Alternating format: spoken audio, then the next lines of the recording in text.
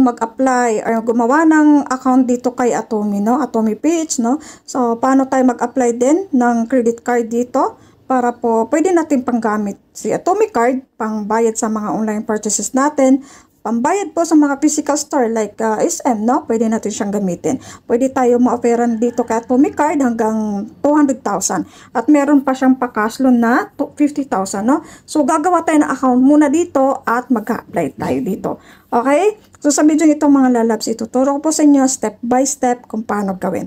Okay? So, una natin gagawin po ay mag-download po tayo ng Atome PH sa Play Store or kaya po, ilalagay ko po sa description sa video nito or kaya sa comment section yung pinaka-link ni Atome para rekta na po kayo na hindi na po kayo maligaw, no? So, click nyo lang po yan, then install ninyo. Okay, so pagkatapos po, ito yung una nyo makikita. Pag click nyo na, install nyo na, ito mag-next lang kayo. Pagka-next nyo dyan,